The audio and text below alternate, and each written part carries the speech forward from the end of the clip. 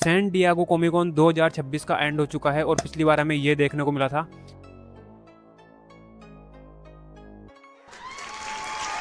इस बार मार्वल ने जो अनाउंसमेंट किए हैं, शायद इसी वजह से इन्होंने डूम्सडे का ट्रेलर एक वीक पहले ही रिलीज कर दिया है। अब इन सरप्राइजेस के बारे में बात करने से पहले मैं तुम्हें बता दूं कि इन्होंने 2042 तक का रोड मैप रेडी कर लिया है, जिसका मतलब ये है कि तुम्हें हर साल एक मार्वल की मूवी देखने को मिलने वाली है। तो हर बार की तरह इस बार भी मार्वल की स्टार्टिंग साइज रील्स हुई, जिसके अंदर वो हमेशा की तरह अपनी ओल्ड मूवीज और मेमोरेबल मोमेंट्स को दिखाते हैं। फिर केविन फाइगी की स्टेज पर एंट्री होती है और वो फैन से बातचीत करते हैं और boom, first announcement, ghost rider. तो फाइनली फैंस के इतने लंबे इंतजार के बाद गोस्ट राइडर का पोस्टर इन्होंने रिलीज किया है और इस कैरेक्टर को प्ले करने के लिए इन्होंने रायन गोसलिन को कास्ट किया है। फिर रायन गोसलिन स्टेज पर आते हैं और बताते हैं कि वो बहुत टाइम से इस कैरेक्टर को प्ले करना चाह रहे थे। अब ये कौन से यूनिवर्स का गोस्ट राइडर होगा, जॉनी ब्लेज, रॉबी रेयस या डैनी कैच, ये इन्होंने कंफर्म नहीं किया है। इस मूवी को डायरेक्ट कर रहे हैं शॉन लेवी, जिन्होंने डेडपूल एंड वुल्वरीन मूवी को भी डायरेक्ट किया है।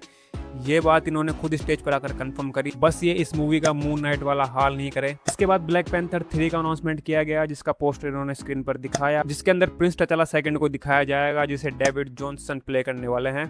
एक छोटा सा बच्चा टूसेंट, जो कि सीक्रेट वॉर्स मूवी आने तक बड़ा हो चुका होगा। चैडविक बॉसमैन, जिन्होंने ब्लैक पैंथर को एक महान कैरेक्टर बनाया है, उम्मीद है कि ये भी उस कैरेक्टर के साथ उतना ही अच्छा कुछ कर पाए। इस मूवी को डायरेक्ट करने वाले हैं रायन कुगलर। तो रायन कुगलर ने स्टेज पर आकर खुद ये कंफर्म किया कि वो इस मूवी को डायरेक्ट करने वाले हैं और इस मूवी को वो सेल्यूलोज फिल्म से शूट करने वाले हैं, जो पहले ओल्ड मूवीज में यूज हुआ करती थी। उसका यूज बाद में बंद कर दिया गया क्योंकि वो बहुत जल्दी खराब हो जाती थी। अब ये देखना भी काफी इंटरेस्टिंग होगा कि ये इस मूवी को किस तरीके से डायरेक्ट करने वाले हैं। मैं यहाँ पर ब्लेड की बात बिल्कुल नहीं करूंगा। लेटिशिया शूरी और विंसेंट ड्यूक एम्बाकू भी स्टेज पर थे, जिनका इस मूवी में बड़ा रोल होने वाला है। इसके बाद इंट्रोड्यूस करते हैं एवेंजर्स की कंप्लीट कास्ट को। RDJ, पेड्रो पास्कल और हेले एटवेल को ये अलग से इंट्रोड्यूस करते हैं, जिससे ये कंफर्म हो जाता है कि हेले एटवेल का एक मेन रोल इस मूवी में होने वाला है। फिर RDJ क्राउड को डूम वाला मास्क पहनने के लिए बोलते हैं और उसके बाद में वहां बैठे सभी लोगों को डूम्सडे की एक एक्सक्लूसिव क्लिप दिखाई जाती है बिना मोबाइल के, जिसमें रिपोर्ट्स के अकॉर्डिंग डॉक्टर डूम को एक मैसिव आर्मी को लीड करते हुए टीज किया गया है, जिसके अंदर वो और भी डेंजरस दिख रहा है। और इसके साथ ही जो ट्रेलर के अंदर हमें थॉर वर्सेस डूम की फाइटिंग सीन देखने को मिला था, जिसमें थॉर अपना स्टॉर्म ब्रेकर लेकर डूम पर अटैक करता है, जहां पर डूम उसके अटैक को सिर्फ 2 फिंगर से रोक देता है। उसके बाद का सीन इस क्लिप में दिखाया गया है, जिसमें डॉक्टर डूम उन्हीं 2 उंगली से थॉर को साइड में फेंक देता है। अगर ये सीन ट्रेलर में दिखा देते तो शायद इंटरनेट ब्रेक हो जाता, पर सस्पेंस खत्म कर दिया इन्होंने उस सीन को क्लिप में दिखाकर। क्योंकि तुम इमेजिन करो, तुम थिएटर में बैठे हो और तुम्हारे सामने वो सीन है और तुम देखो कि डॉक्टर डूम अपनी 2 फिंगर से थॉर को साइड में फेंक रहा हो, तुम्हारा रिएक्शन क्या हो।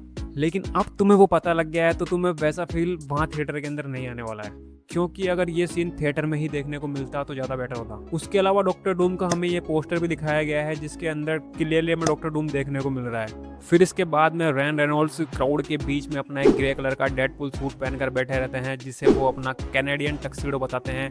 लोगों को स्टार्टिंग लगता है कि शायद ये कोई कॉस्प्ले है, लेकिन फिर वो सीधा RDJ से क्वेश्चन करते हैं कि क्या मूवी की शूटिंग पूरी हो चुकी है या फिर अभी भी कुछ रीशूट होने को बाकी है। तो RDJ मजाकिया अंदाज में हंसकर उन्हें मना कर देते हैं, फिर वो वहाँ से माइक गिराकर निकल जाते हैं, जिससे ये कंफर्म हो जाता है कि डेडपूल हमें एवेंजर्स डूम्सडे मूवी में देखने को नहीं मिलने वाला है। फिर जॉन बर्नथल की सरप्राइज एंट्री होती है। वो स्टेज पर आकर केविन फाइगी से बोलते हैं कि डूम्सडे से पहले एक मूवी और आ रही है, उसके बारे में भी कुछ।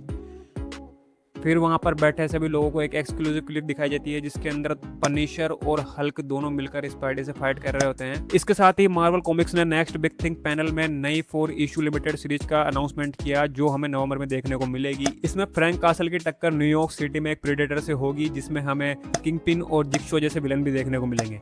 कॉमिक में भी टीज किया गया है कि फ्रैंक कासल हमें 2027 में एवेंजर्स की नई आने वाली story arc the red line के अंदर एक इंपॉर्टेंट कैरेक्टर प्ले करते हुए देखने को मिलने वाले हैं। तो ये थे SDCC के बड़े अनाउंसमेंट। तो तुम्हें सबसे ज़्यादा किस अनाउंसमेंट ने सरप्राइज किया, मुझे कमेंट करके बताना। मिलते हैं नेक्स्ट वीडियो में।